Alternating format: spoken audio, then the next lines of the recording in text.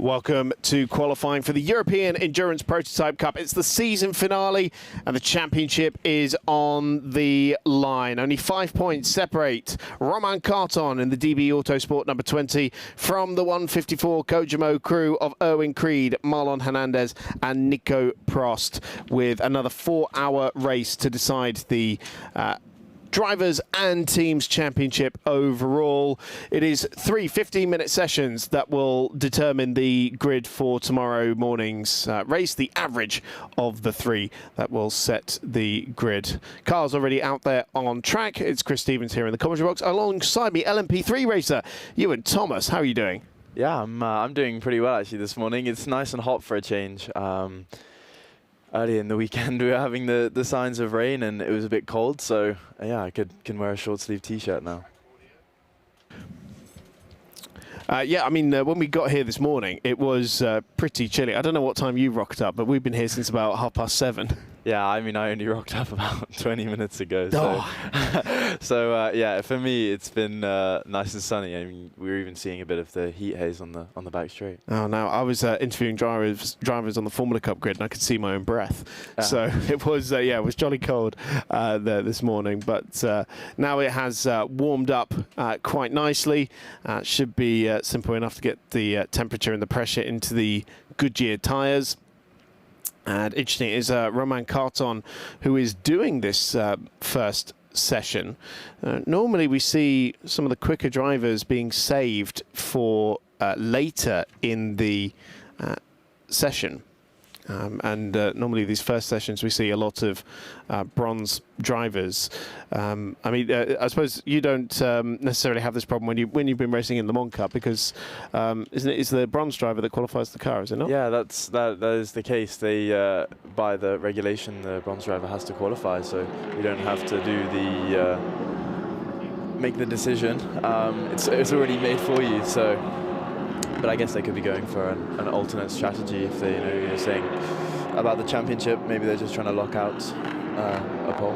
Yeah, it is 2 new teammates for Romain Carton this weekend, with Matthias Besch taking part in the World Endurance Championship rookie test. It is Job van Utrecht who has been recruited to replace him, and a change of bronze driver as well, with Adrian Bastide being moved over to the 21 car, and Quentin Bassora joining the number 20 squad. So the son of the team boss Daniel, he's the DB in DB Autosports, and Nico Prost is the driver qualifying the 154 car that's second in the championship. So that's interesting. They've gone for their quickest driver in this first session.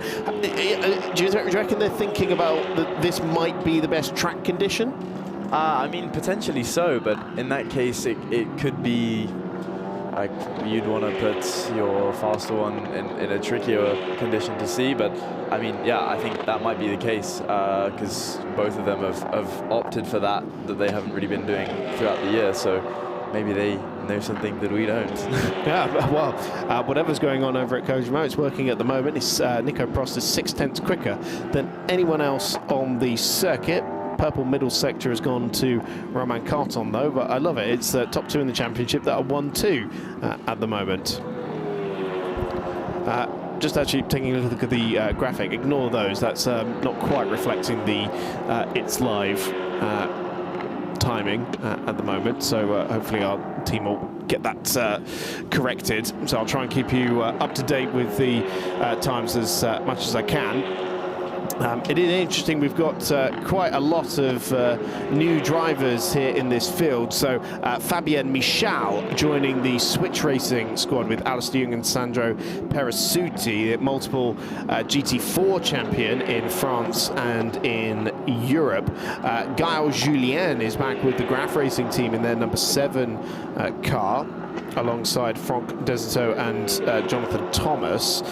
We mentioned the driver changes over at DB Autosport. Louis Maurice rejoins the championship with the Racing Spirit of Le Mans squad in their number 25 car, alongside Sasha Claverdetcher and Frederic Lacour. Who else have we got? Changes at CD Sports as well. The number 33, which is Shahan Sarkissian, Jean-Ludovic Foubert and Nathan Kumar back with us after racing in the TS course Duquesne in this championship last year. Where else have we got? Changes at ANS Motorsport as well, with Greg Seegers, Alexandre Leroy and Benoit Farine in the number 70. Louis Rossi in for the injured Adrian Chilla and the number 71 ANS Motorsport car alongside Belen Garcia and Paul Trajani. And I think that is just about all of them, except for the Sisselcom team, alongside Gwen Delamere and Enzo Calderas, is Alexandre Mano, who is another of their Funyo drivers, who is being rewarded as one of their top drivers for the, I think it was the mainly core round. Car 4, which is Fabien Michel in the Switch Racing car, spun and rejoined at turn 14. So that's the Virage de Lac, the penultimate corner. And Ewan, I imagine that's quite a difficult corner. You're coming in there with quite a bit of speed, trying to slow the car down and also line it up for the final corner at Virage du Pont. Yeah, so there's actually quite a big bump on the braking zone just as you come off of turn 13 for the entry of 14. And if you carry a bit too much brake, it does, in the middle of the corner, you have quite a big snap. So I just imagine that's probably what's happened, or he's got in on the curb and hooked it, because it's pretty grippy actually to get in there. So it'll be one of the two, but it's definitely a tricky corner because it's very bumpy. Quite a few bumps around this track in general, I'd have thought. How has it been? Obviously, you've been out there in the LMP3 car this weekend, which I imagine is a little bit stiffer than these cars. We are not quite able to take the amount of curbs that the Novas are. But yeah, in free practice, when I was pushing to try and find the limit, I definitely was almost hitting the ceiling a few times with the bumps. So yeah, there's quite a few bumps around the track generally, and can't get away with taking too much curb in the prototype. I mean, if hitting the ceiling, you are a tall chap. Yes, I wouldn't say as well. What are you, 6'1", 6'2"? Yeah, 6'1". So yeah, I am quite tall for racing anyway. Yeah. So I guess I do sit higher in the car generally. Making me self-conscious. I feel like I need to get some lifts in my shoes. It's funny because I was speaking to Francesco Simonazzi, who started this season the LMP2 car with Duquesne, and what ended up happening there was, because he's about 6'3", 6'4", he was just too tall. Yeah, too tall for prototype racing. So hopefully that's not going to be an issue for you. I've hoped for my own sake that I've stopped growing, but I'm only 18, so there's not really any promises. Well, you clearly had too much milk as a child. Yeah, maybe so. That is, yeah. When do people stop growing? Is it around 20 for men? I think it's different for everyone, so I'm not too sure, but okay, you can see a move almost in there into turn 10 in quali. So just everybody scrambling for track position, but everyone else seems to be, as we see on screen, in a more orderly fashion, getting the laps in.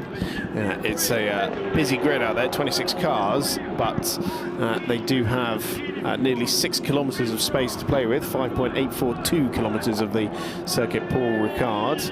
And it is still Nico Prost fastest by just under half a second to Romain Carton, with 3 minutes left in the session. Enzo Richier is third fastest for Lamo Racing. Oh, that's a big puff of smoke out the back of the Racing Spirit of Le Mans number 25 car. Who is driving that one? It's Frédéric Lacour. It's currently the slowest car out on the racetrack, actually, but he is one of the bronze drivers in that car. Yeah, just got to be careful with the locking up into especially turn 1 and turn 8. On the test day with the Novas, there's lots of people locking an inside front and a big puff of smoke, and you don't want that because you're going to get some big vibrations and flat spots. Yeah, and bearing in mind that these guys have got to carry these tyres through to the race as well, and they've got to do, well, about 2 hours. Because they only get 2 sets of Goodyear tyres to do qualifying and the race. This is the Sisselcom car that debuted in Magny-Cours last time out, and I must say I was incredibly impressed that a team that had not run this car before and joined the championship, and they showed some really great speed. The ultimate result didn't end up going their way, but some great pace shown in the very early stages of this new program, and I'm told they will be with us for a full season in 2026. Just saw the number 21 making its way around the last couple of corners, and it's Lionel Robert driving that car at the moment in 24th position. That's the sister DB Autosport car that's going for the title, and is second fastest at the moment. Top bronze driver in the session at the moment, Alain Guichev, who's gone up to 4th overall. There aren't many non-bronze drivers. Prost, Canton, Richer, Alban Naguti, Belen Garcia and Jimmy Cho are the only non-bronze drivers, but Alain Guichev up in 4th position overall for the 23 events squad, and car he shares with James Winslow. That is a really good effort out there, Ewan. Yeah, that's super impressive. I mean, only what, 8/10 off of what Nicolas has managed. So as a bronze, yeah, that's very impressive. And I mean, there's only less than a 10th and a half between P2 and P3 now. So, and I notice Enzo Richier keeps improving in the first sector as well. So if he can maybe get the lap together, but oh no, never mind, he's boxed. Yeah, that often happens, doesn't it? Where people put in 2 really good sectors and then they're like, I don't need it. Yeah. So, yeah, well, it's the average of the 3 sessions that will set the grid.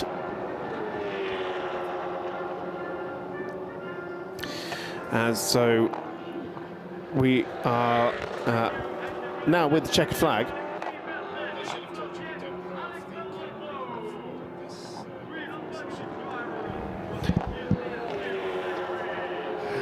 So checkered flag out, and Nico Prost fastest in the first part of qualifying, and it is a 1:58.107. That is the time to beat.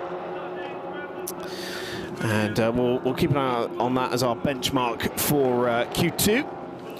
But it'll be the last few cars just making their way to the checkered flag or back to the pit lane. Ewan, tell us, what's it like tackling this circuit in prototype machinery? These are obviously different from LMP3 cars, but described by Nova as LMP3-esque. Yes, yeah. For sure. I mean, here, because the car is so stiff with the bumps, it actually makes it quite tricky. And the nature of these cars with no traction control and no ABS, you really have to be precise with your inputs, especially in the braking for a corner like turn 12, where you have to come in and brake at an angle. It's really easy to lock an inside front or have movement on the rear on the entry. So you really have to, especially in sector 1, through the turn 5 and turn 6, the 2 right-handers, it feels very, very slow in the car, so you just have to be patient, because otherwise you're going to have a big slide, because you've got a lot of power. Yeah, putting down about 500 brake? Yeah, I think so, just a bit less, but obviously they weigh not very much, so and all straight to the rear wheels, so easy to get a slide on. Oh, that is very, very true. Of course, especially since the second generation cars got a little bit heavier.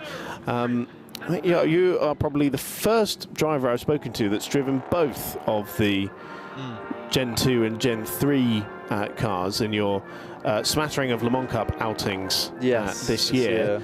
How do they compare? Well, I'd say, to be honest, obviously the Gen 2 sounds better from the outside, yeah, of course, with the V8, but I actually prefer the sound from the inside in the Gen 3, because with the turbos it has like a pop noise when you're doing the upshifts. Oh, nice. But yeah, no, generally the Gen 3 is a little bit harder to rotate into the corner, and so naturally the teams are running the brake bias a bit further back. just to get it into the corner, and they're a bit more stable in high speed, so it's a bit more predictable, and you can be a bit braver with more confidence that you're not going to get spat out somewhere. So is it slightly easier to handle then, do you reckon? Yeah, I'd say slightly easier, but it's not like a night and day difference. It's still a prototype at the end of the day. You still got to trust the aero, and they're all very stiff again. But yeah, I'd say they're ever so slightly easier to drive. How have you found this year in general? Because obviously you've come from MX5 racing in the UK, and then straight up into LMP3 level, and in your first year you've also tackled the Le Mans Cup, which is, you know, one of the most ridiculously competitive championships in the world. Yeah. So I mean, it was a big jump, and I only started karting in my first full year was in 2022. So I'm very new compared to everybody else. I mean, most people have been racing for longer than I've been alive on some of the grids. So, but yeah, it's my fourth full year, and yeah, it's been a big progression. We did MX5 instead of doing a Ginetta Junior just to get used to, you know, cars, because I came straight from karting. And so at the end of the year, I started testing a little bit in Europe. And then, yeah, we got an offer last minute to do Ultimate in the P3. So came to Paul Ricard for a 2-day test and just had to adapt to the car and send it basically and just keep pushing. And then, yeah, I've been able to... Been very lucky and been able to do like Le Mans, and I did Silverstone as well, and in different teams as well. So driving the different chassis, I've done the Ligier and the Duquesne this year as well. So it's been tricky to have to adapt to everything, but it's been a good challenge. I've really enjoyed it. Doing Road to Le Mans. Yeah, because that was your first race in the Gen 3 car. Gen 3, yes, yeah. So, okay. I hadn't even done a test day in it. It was just straight away. Okay, so you've you know done three of these weekends at that point of Ultimate Cup in the LMP3 car, which is the sum total of your LMP3 experience, and then you rock up at Le Mans. Yeah. What is that like? A bit nerve-wracking, honestly. I bet. Yeah, I had to have a bit of time off of, well, not school. I did the Motorsport UK course, so they were very understanding. But I had to whiz off early and go. And I was in the accommodation because it was like a boarding-esque. And I had my dad called me. He's like, "So do you want to do Le Mans?" I was like, oh, well, I mean, that's a pretty good phone call to receive on a random weekday. But yeah, it was definitely, I felt like it was a lot of pressure, because I obviously really want to do well. I don't want to just rock up and go around.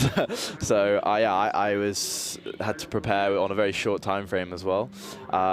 But yeah, it was definitely a very special experience because it's on the 24 weekend, so you've got all the big hypercar manufacturer, GT3, all that sort of stuff, and just loads of fans, and the scale of the event was massive. So it was super cool, and the actual running time is super limited as well, so you have to just learn straight away. But yeah, it was a very cool experience. I must say, I've been away from Le Mans for a couple of years, and I had forgotten the scale of you know, the event. You forget what the madness and the hustle and bustle is like until you're just walking around it. Yeah, it's ridiculous. There's just people left, right, and centre everywhere, and yeah, it's surreal, really. And then once we did the racing as well, we could stay for the 24 and get the atmosphere of that. So it was definitely a cool experience.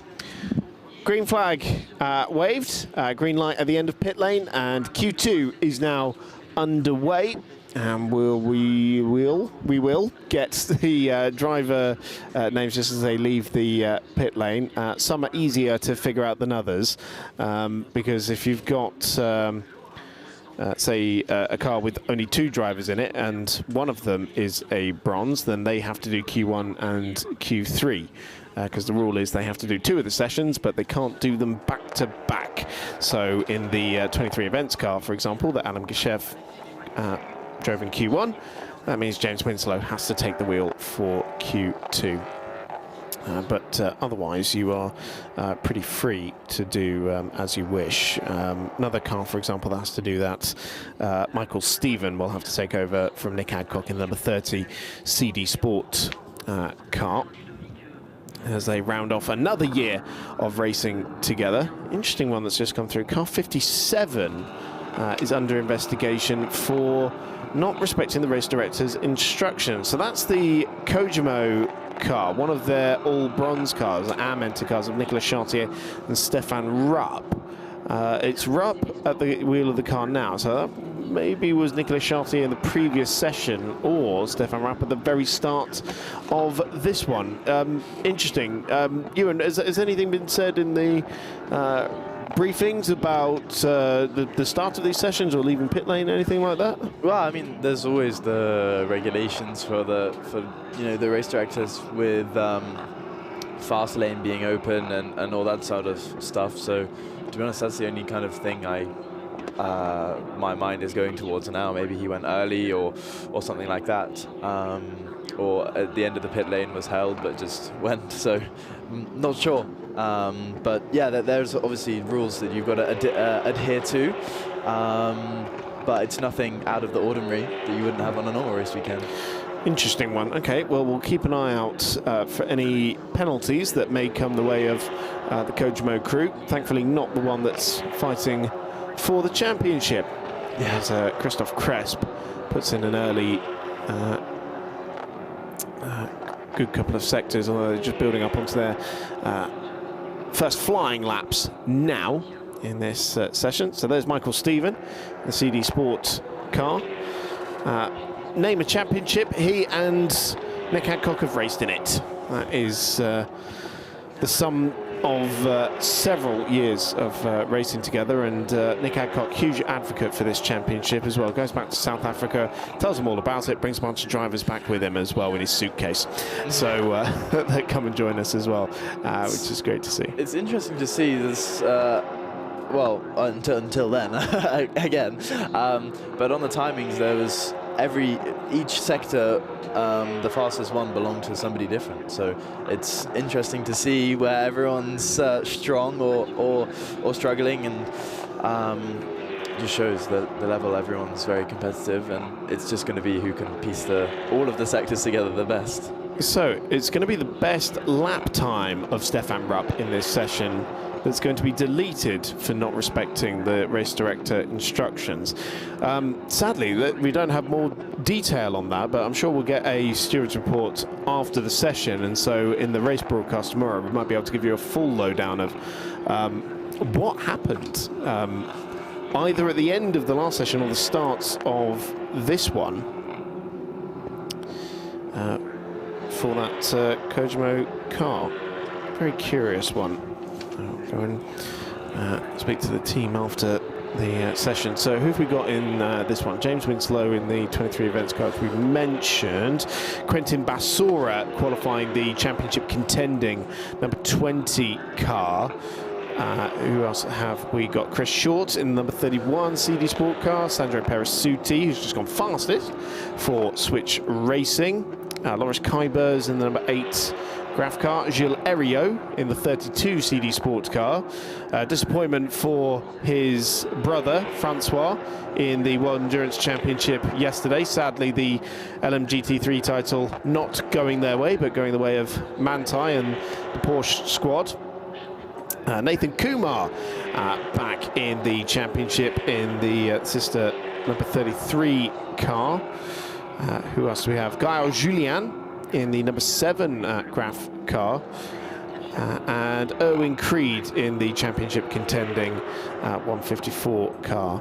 And also Louis Rossi for ANS Motorsport as well, the former Grand Prix motorcycle racer who made the switch over to car racing a couple of years ago, and did so in this championship last year, for he had a rather nasty shunt at the road to Le Mans last year, which cut his season a little bit short. But great to have Louis back with us, filling in for the injured Adrian Chiller, who I'm told wasn't anything to do with the car, had a bit of a tumble himself And when I first heard he'd broken his wrist, and I thought, oh goodness, did I miss something in Portimao that might have happened there? But no, it seems like a bit of a home incident. Absolutely fine, and is here cheering on his teammates at A&S Motorsport. You just saw in the background there of the stream how aggressively the drivers are getting over on the right-hand side just to prep the entry for turn 12 so it can be as straight as possible, so they don't have that snap. But yeah, it's in these cars, it's really a game of how well can you prepare the entry and get it as straight as possible, so you can just be efficient and get the car slowed quickly. So that's turn 12 out of Le Bousset into the Virage Bend d'Or, it's officially known as Sandro Perisutti makes his way through the first couple of corners, and it is fastest at the moment at 1:59.0. So remember, the benchmark set by Nico Prost was 1:58.1, and he's currently, Sandro Perisutti, only well, I was about to say 99 thousandths. It's actually even less now. It's 63 thousandths of a second to Gilles Heriot in the CD Sport car, and his teammate, or his garage mate, so to speak, Michael Stephen, the number 30, is 99 thousandths of a second away. So 3 cars separated by a tenth of a second. Yeah, and I just noticed at the bottom of the screen, Gaël Julien is lighting up the timing, so he's got 2 of the purple sectors at the moment, so it'll be interesting what he can do, because he came out a bit later in the session. The Indonesian-born French Malagasy 19-year-old, who shamefully has not had a full season in prototype racing this year after winning the European Le Mans Series Championship with Nick Adcock and Michael Stephen last year, to not just automatically, be given a race seat, I'm afraid, is, well, it speaks to the issues in motorsport, really, doesn't it? And that is a stonking lap he's just put. He's just gone 1.1 seconds quicker than anyone else. Very impressive stuff. And then again, in the background, we saw the number 4 getting pretty leery, had a big snap on the exit, and yeah, traffic's not going to help you in this one. Yeah, so that is the 57 he's trying to round up. That's the car that's going to have its best lap time deleted. Stefan Rupp in the all-bronze Kojimo car. How early are you starting to feel the dirty air from the car in front around this track? To be honest, it's not too bad here because of the slow speed sector 1, but from a second, half a second, the front starts washing out and you're not getting the peak of the grip, so you'll start losing time, but it's not big enough that you can get super trapped here. We just had a spin for car 25, Racing Spirit Le Mans car at the chicane on the Mistral, which is Louis Maurice, the silver class driver, son of Maxence Maurice, who is racing still this weekend in the 23 events squad, and father and son combo that won at Magny-Cours last year for the CD Sport outfit. Yeah, you see the cars there just stacking up. You really have to scrub the entry speed into turn 8. So you're coming in very fast, and it's a big stop, slow speed corner. Interesting to see who's brave enough to take a bit of curb there or not with these cars, because it really unsettles it. They are aggressive curbs here, aren't they? They're very aggressive. A lot of them are.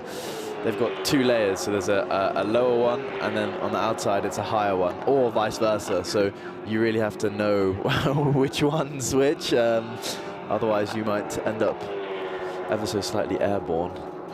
Yes, and I'm no expert, but I'm told that it's not a good thing. No, it's not. It's usually not good for your time or for your spine, really, either. Oh, dread to think. Yeah, it usually hurts, and then it smells as well because of the plank. So you get the woody smell. Oh, okay. Come into the cockpit. Or like a burnt cedar. Don't they make fragrances like that now? Isn't that quite a popular thing? I think I got that Christmas box set. Yeah, maybe I'll just run wide on an exit and capture it in a bottle and sell it to somebody. Motorsport exclusive. But yeah, I mean, we saw Gaël Julien improve again. But here's an interesting one. A pit stop for car number 7, which is Gaël Julien's car, is under investigation.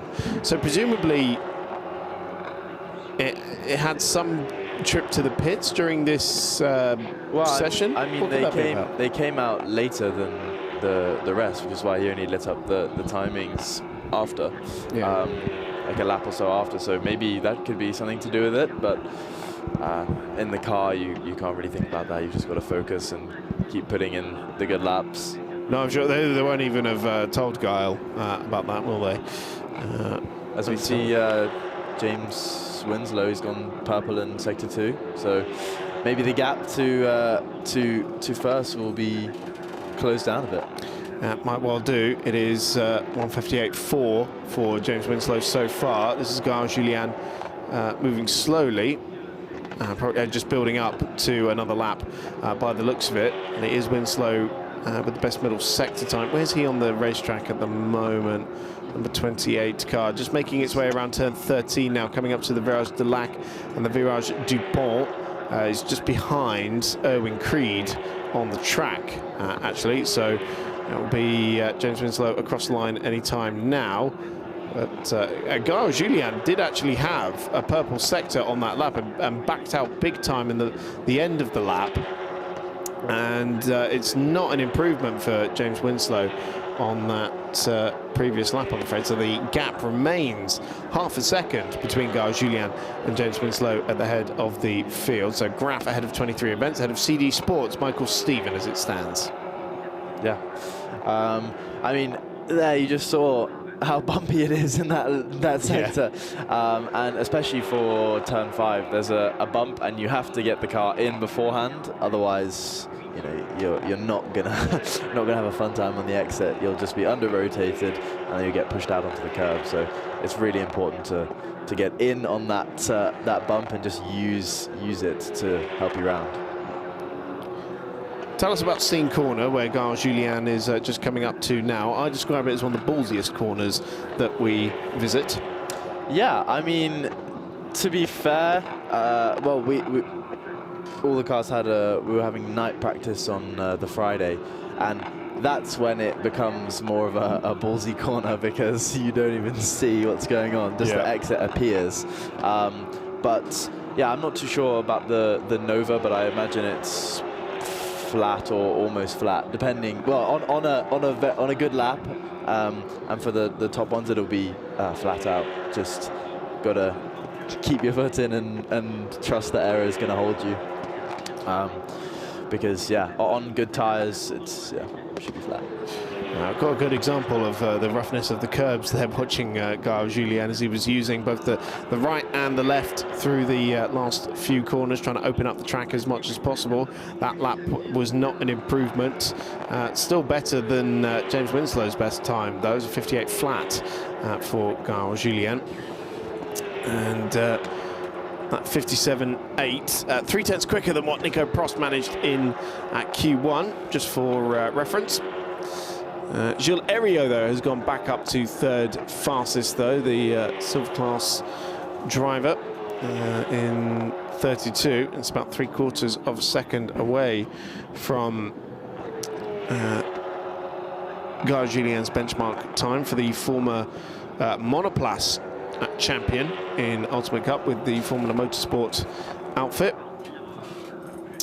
In terms of the AM runners, Christophe Cresp, best of those cars at the moment for 23 events. That's the car that won overall quite extraordinarily in Magny-Cours. Stefan Rupp, second at the moment. We know his best time is going to be deleted. And then Sebastian Morales, already crowned the 2025 champion. In terms of our championship contenders, though, they're neck and neck again. 9th and 10th for Erwin Creed and Quentin Bassora, respectively. They've actually done, their laps are 200s apart. No, 2,000s apart, sorry. And that, crucially, that's between both their bronze drivers. So that is really, really equal footing. It's interesting because they both have one bronze driver, one silver driver and a gold or platinum, which are treated equally in this championship in terms of the handicap you get. And I will say it is Job van Utrecht who will be doing Q3. So that's interesting because Kojimo put their quickest driver in at the start. Yeah. And DB Autosport have gone for the opposite. But both strategy. with the bronze driver in the middle, though. The fact that they're only 0.02 of a second apart is quite extraordinary. Impressive. It's very impressive. Around an almost 2-minute lap here. That is shows it's going to be a pretty big battle for the title.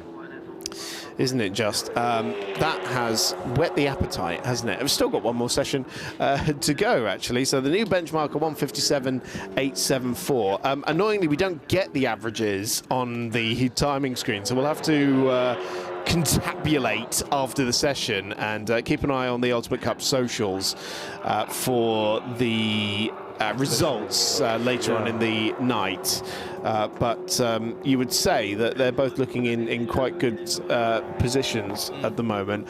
I would also say that the 23 events car as well, bearing in mind that that was 4th in Q1 with Alan Geshev and now 2nd because James Winslow second fastest in the number 28 car. So if Alan Geshev can replicate his Q1 performance, he'll appear to be lower in the timing order because I think we've got more of the silver and gold class drivers to come in Q3. Yeah. But if he can do a similar lap time, that's going to put them in very good stead. For sure. And just because it's the 2 driver pairing as well. I guess there's going to be less, I call it driver degradation. So for the in lap and the first kind of push laps in the race, it's not a driver that's having to, they haven't driven the car yet today. They just get in and they're able to perform. So it'd be interesting to see what they can do with that. Yeah. Top bronze driver in that session. Now look at that. Quentin Bassora put in a very late effort there to actually go 6th fastest overall. So sadly, our stat that they were only 0.02 of a second apart has been ruined now by Quentin Bassora. He's gone up to 6th fastest and was top bronze driver in that session. It was, up until that point, Louis Rossi in the ANS car. I think, he's put almost 0.3 between himself and championship rival. So they'll be pleased with that. A bit of a better margin than 0.02 of a second. Yeah. Oh, that's a shame to ruin our nice stat, though, isn't it?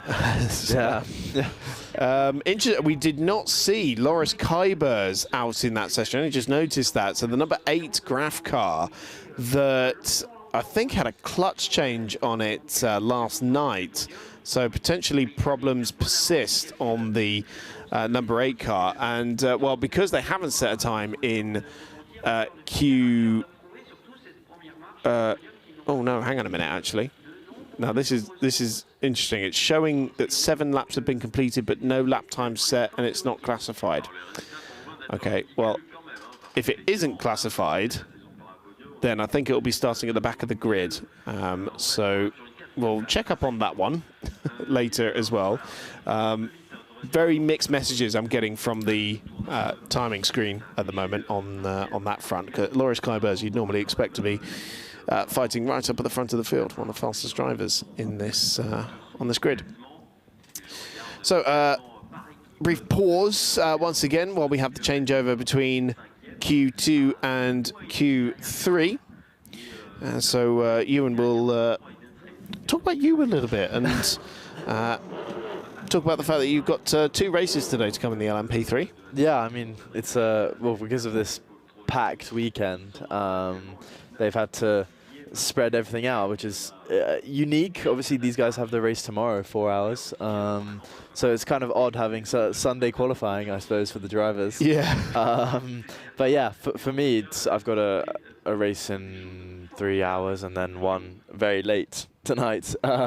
So we'll have to make sure that I'm super awake and ready for my get the caffeine ready. Yeah. But no, it's a good track at night, and it's got last night we had quali at night as well, and as the temperatures came down, the track became super gripped up. Like the car was always on rails. Really? Yeah, it Okay. was as the temperature came down. I mean, obviously there's a fine line to it. It's a gradient. You sometimes you just fall off. Have you driven in the night this weekend yet? Yeah, I was in. Yeah. So in practice we had. Okay. On the Friday, and then quali yesterday. I will say, last night, where we wrapped up the last race of the day, GT Sprint Cup, I left the commentary box and I could see my breath, and it was astonishing how quick it was just as soon as the sun went down. And that was only about 8:30. So I imagine that was just about as our quali was starting. That was quali 1 and then quali 2. So I imagine it's going to be quite chilly. Yes, I'd imagine so as well. But it's good for grip, good for the tyres? To an extent, yeah. Yeah. Yeah, but it's not a solid gradient because it will get to an extent where it just comes too cold and then you're on a bit of an ice rink. Okay. But yeah, I mean, to the temperature it was last night, yeah, it was fine because the track still had temperature in it. And it just meant because it was cooler, engines were running faster, you're not going to overheat the tyre because everything's cool. And so the lap times were just quicker than they had been all day in the daytime. So even with the reduced vision at night, because it's not fully floodlit here at Paul Ricard. Are the headlights any good? Yeah, but if you're in a long corner, obviously, and they point straight. Yeah, of course. So thank goodness there are no long corners at this track. Yeah, exactly. So turn 11 is a bit of a guessing game. I mean, it's a guessing game in the daytime as well, to be fair, because you have to just go out, and with prototypes, you have quite large pillars, A-pillars, and so you have to do a little bit of a observation through the side window to see some of the corners. Okay. Last corner as well, you have to, as you're going in, to keep the car straight, you have to look through the side window to see where the corner is. Blimey, okay. Because the cars were not really designed, or they were an endurance car, but I don't think they were necessarily designed with night racing in mind. Yeah. Because they're sort of aimed at 2, 4, maybe 6 hour races, and until IMSA added them for like the 24 Hours of Daytona, for example, and it was a bit of carnage, really. Yeah. I mean, they're for endurance, but not like super long endurance, because I mean, that's why the races, for example, in Le Mans Cup are a certain distance, because otherwise people would have to start doing fuel saving and stuff. They're changing it for next year, aren't they? It's going to be one big 2 hour race, isn't it? Yeah, exactly. Whereas before it was obviously the 1 hour races. So it's been decent, to be fair. I don't really mind the idea that it's more of a sprint. Like at the Road to Le Mans, it's like 2 1 hour races instead of the longer one. So yeah, I think it's good, but also endurance is good. So I'm not going to complain either way. Yeah, it's true. But yeah, it's interesting, and I guess the only thing you'd kind of want differently is a bit more spread out headlight. Or like on the new road cars that are really clever, and when you turn, the headlight goes slightly with you. Oh, I like that. That would be useful, but I feel that would probably be very, very distracting for other drivers. Possibly, yeah. No, I do like it when you see the overheads of Le Mans and you see the hypercars and the P2 cars, how the light almost goes out at a 90-degree angle, doesn't it? And it's not quite like that on the P3. No. It's more of a straight beam. So. Yeah, it means that turn 10 and turn 11, you kind of see the corner quite late where you want to go. Just running through who we've got in this session. Paul Tajani for ANS Motorsport, people to watch out for. Arthur Rojon in the 31 CD Sport Car. Alistair Young for Switch Racing. Who have we not seen out? Sasha Klavadetscher for Racing Spirit of Le Mans. And David Drew in the number 9 Graph car. Now that's going to be a very rapid car, I'd have thought. The reigning Le Mans Cup champion. Of course, Joban Utert for the championship leading number 20 DB Auto Sport car, and then Marlon Hernandez, the silver class driver for the 154 Kojimo car.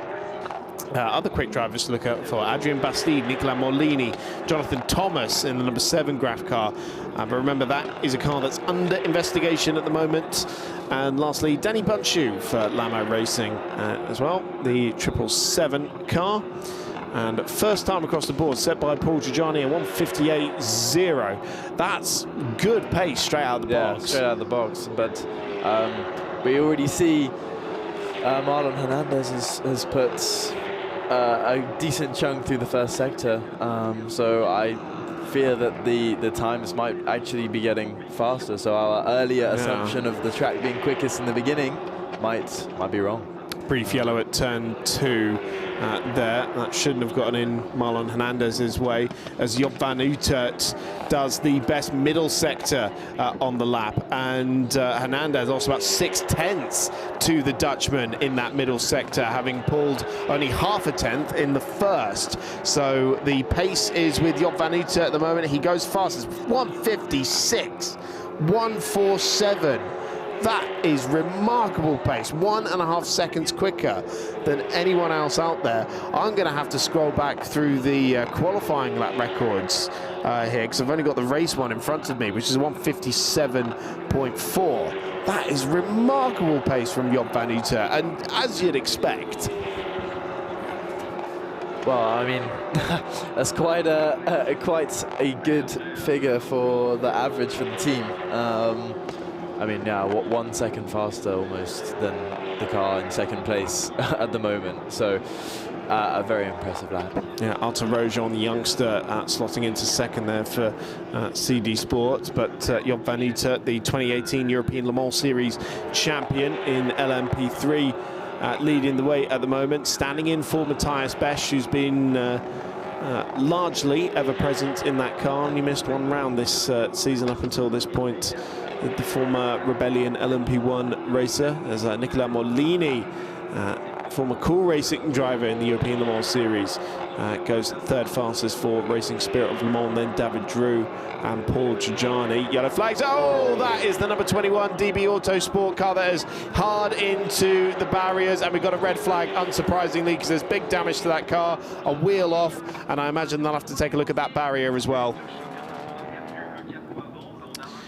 Unfortunately, it's very difficult to work out where this is. Yeah, where it is on the track specifically.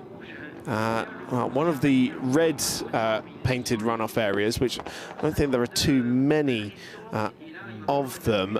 I think may well be around Le Bousset, maybe around Seine, which is going to be a big hit.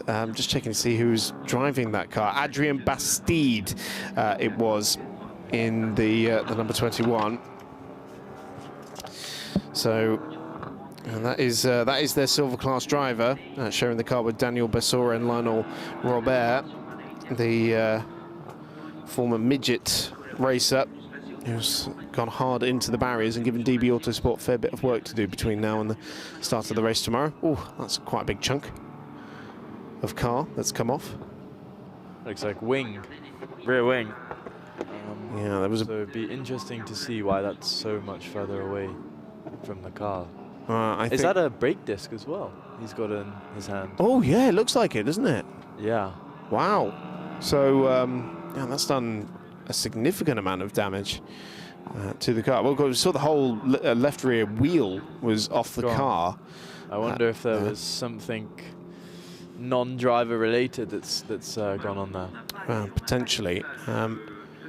Does look like that. Is down at Seine Corner.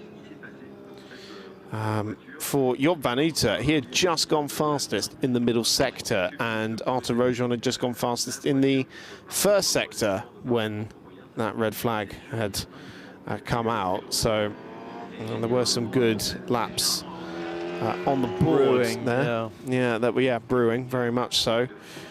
So we'll run you through as it stands. Job van Uitert for DB Autosport, Arthur Rojon for CD Sport, and then Nicolas Morlini for the Racing Spirit of Le Mans crew. Then it was David Drew for Graf, Augustin Bernier in the number 32 CD Sport car, then Paul Giugiani for ANS Motorsport in the 71.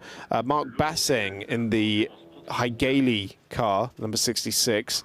Alistair Young for Switch Racing. Cindy Goudet for Noguchi Competition, and Danny Bunshu inside the top 10 for Lamo. In terms of the AM runners, Maxence Maurice for 23 events, then Frederic Morel for Lamo Racing, and then Shahan Sarkissian for CD Sports, number 33 car. That's your top 3 there. Interestingly, Marlon Hernandez, I think, must have had a lap time deleted, because at the moment he is last in the session. It's a 2:02.0 for the young Frenchman. So the pressure's going to be on him, surely, when we get going again. Less than 8 minutes left on the clock to really nail in a good lap time. Yeah, I mean, not really the position you want to be in with only 7 minutes to go. He's got to get cracking straight away, and can't afford to make another mistake like that. Otherwise, yeah, they're going to put themselves in jeopardy. But he should still get a couple of laps together. Probably two push laps he'll get, maybe 3 if he's lucky.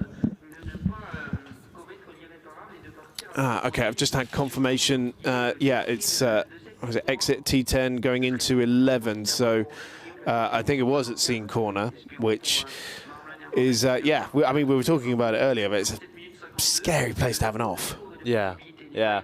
I mean, thankfully at this track they've got the longer runoffs, so there's a bit of safety with that. But yeah, there's not really a gravel trap or anything to help you slow down at the end. So definitely not an ideal place to have something at such high speed.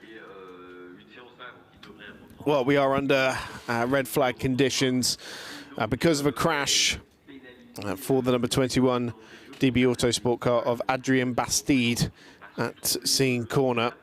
That has damaged the car, potentially damaged the barriers as well. 7 minutes 52 left on the clock, and the grid is sandwiched between the two championship contenders. Yeah, interesting. Quite a different scenario than what we've had previously, where they've been so close together. It's the polar opposite.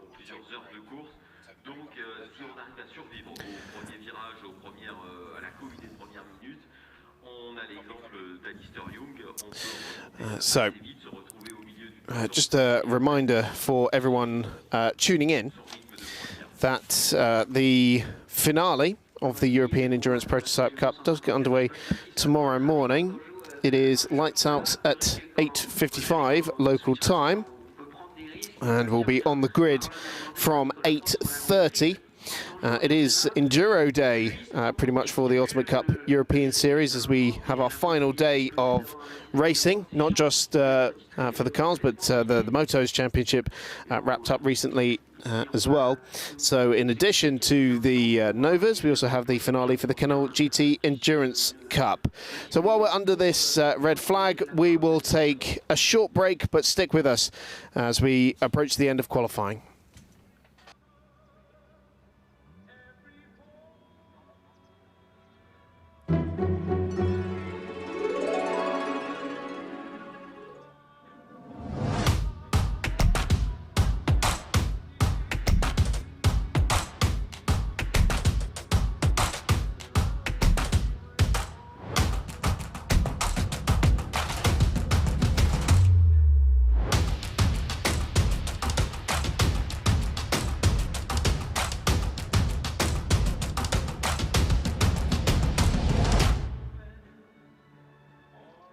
Être un bon traiteur, c'est être intransigeant sur la qualité. On ne fait du bon qu'avec le meilleur. C'est être impitoyable sur les recettes. Quand c'est bon, il n'y a rien à ajouter, rien à enlever. C'est être irréprochable sur le goût. Il faut prendre du plaisir pour en donner. Voilà, pour être un bon traiteur, il faut être intraitable. Parfaitement intraitable.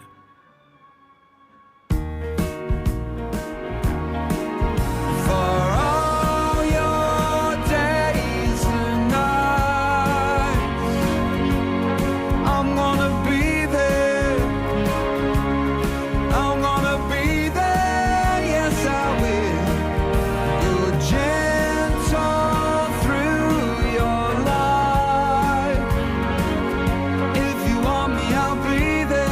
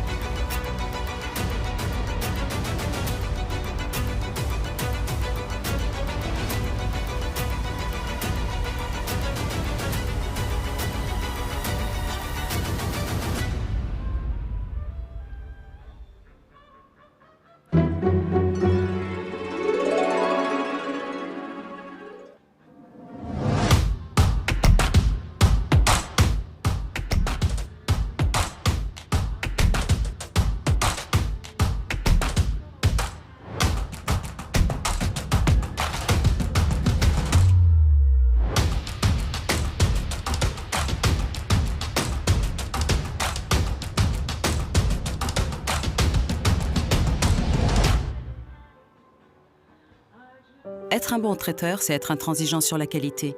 On ne fait du bon qu'avec le meilleur. C'est être impitoyable sur les recettes. Quand c'est bon, il n'y a rien à ajouter, rien à enlever. C'est être irréprochable sur le goût. Il faut prendre du plaisir pour en donner. Voilà, pour être un bon traiteur, il faut être intraitable. Parfaitement intraitable.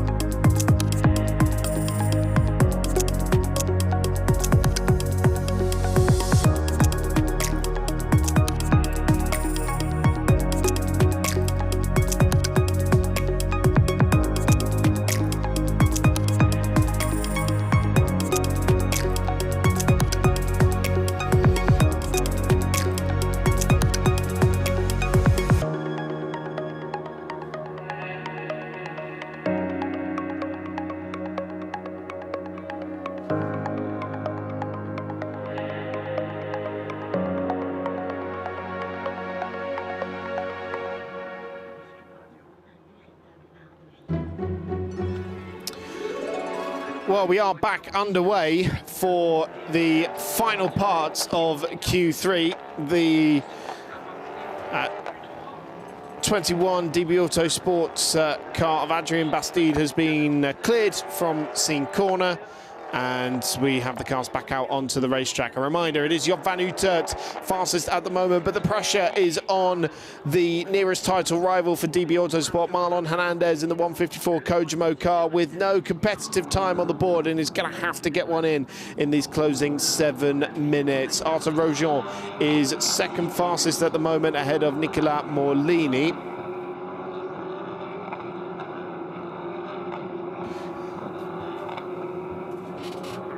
So yeah, just ignore the graphic on the left-hand side, and we'll try and keep you updated as much as possible in accordance to the timing screen. So there is number 73 from ANS Motorsports, and who is driving that one at the moment. I cannot, for the life of me, find it on my timing screen. But 73 is Frédéric Croulet. There we go. Ah, yes, the graphic now showing the correct order.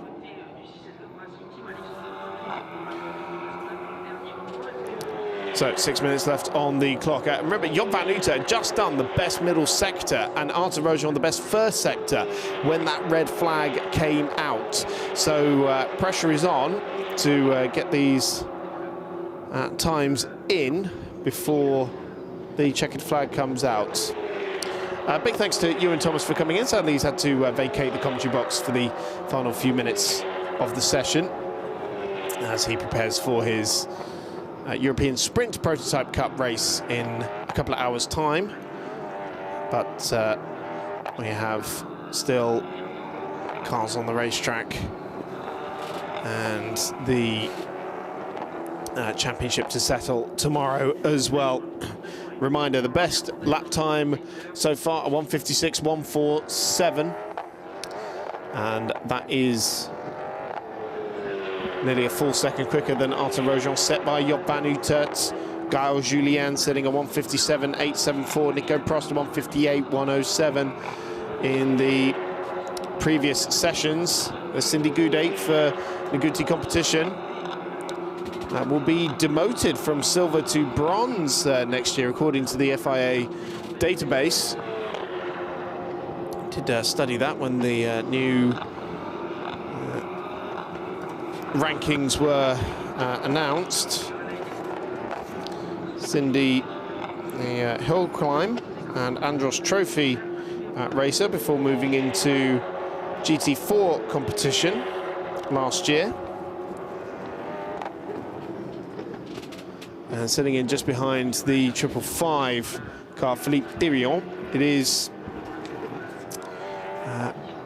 the championship sewn up for Kojimo in the AM classification for Dennis Callon, Sébastien Morales, the team boss, and Philippe Thirion with victories in the first 3 races of the season. That includes the 1.5 times points for the 6-hour Portimao race, and difficult races by their standards in Aragon and Magny-Cours with 2nd and 3rd.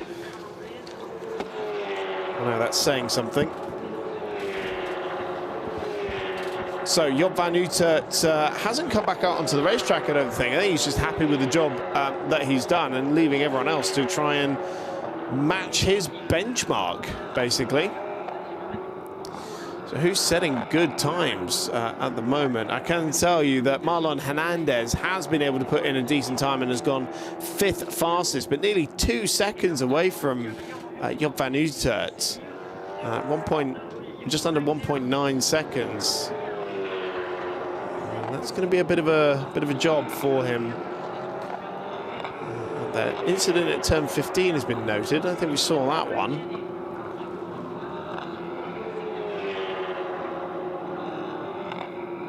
Arthur Rojon going fastest in the first sector, though, as he did right before the red flag, and only 3/10 away from Job van Utert in the middle sector. So this is good speed coming in from the number 31 CD Sports car, which is just making its way into turn 11 now at Le Bousset. And Rojon, the young Frenchman, at the wheel of the car. The silver in the car that he shares with Rob Greenwood and Chris Short.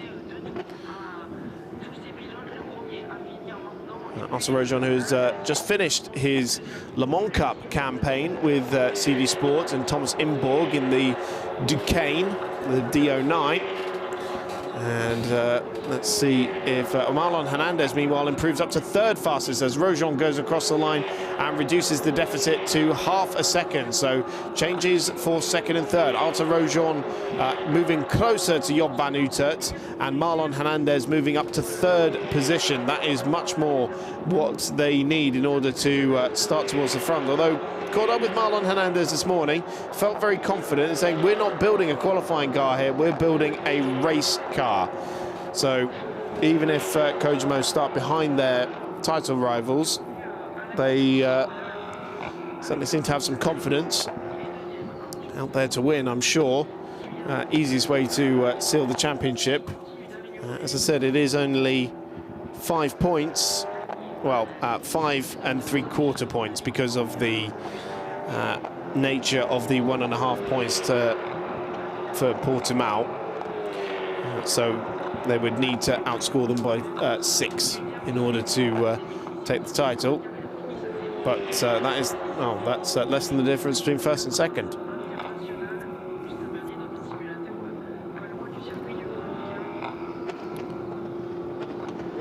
Arthur Rojon continuing to improve in the middle sector, found 2 more tenths there. As Nicolas Molini has put in 2 personal bests at the start of this lap in the Racing Spirit of Le Mans car, the number 51, and manages to improve, but not in position, stays 4th fastest.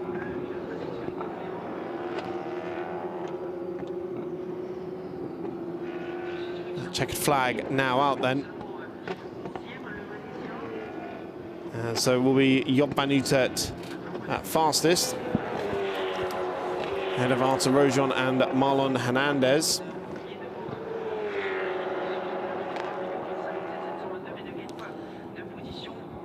So 156, 147, just making a note of all these, as the checkered flag is now out. And it is David Drew in 6th position. Meanwhile, Augustin Bernier, Gregory Segers, Mark Basseng and Danny Bunchu, your top 10. Alistair Young just missing out on that one. His father, Alex, here this weekend, the former Minardi F1 racer. Thomas Imborg, 12th for Graf Racing in number 7 car.